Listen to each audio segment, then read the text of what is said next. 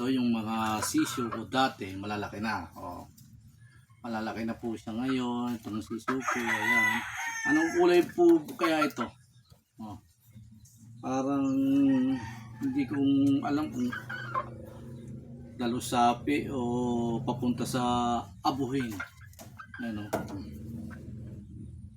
Papakita ko pa yung iba kong sisi, manok na lalaki. Ayan po, oh, lalaki na po siya. Oh. Ito naman po yung kapatid. Ayan. Oh. Pula-pula na yung muka. Mapula na po ang mukha ng ito. Ayan, oh.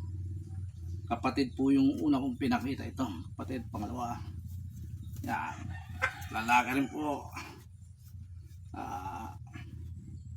Mga ilang buwan pa, titilak ko na rin itong mga manok na to.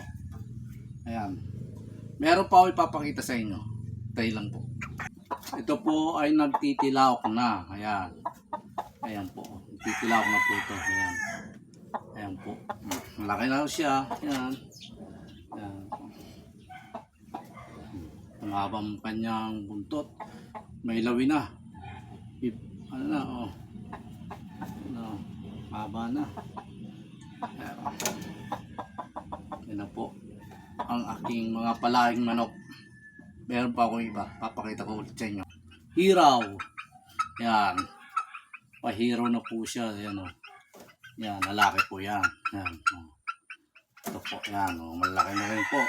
Kasabayan po ito yung ano, pero hindi po ito kapatid nung una kong pinakita ng dalawa. Iba po, hiraw. Yan.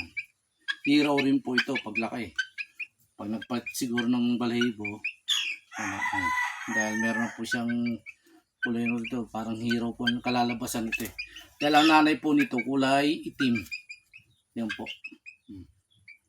Laki. Meron pa po tayo, kaya lang hindi natin mahuli. Paalam, Kalayaan Kabuhayan.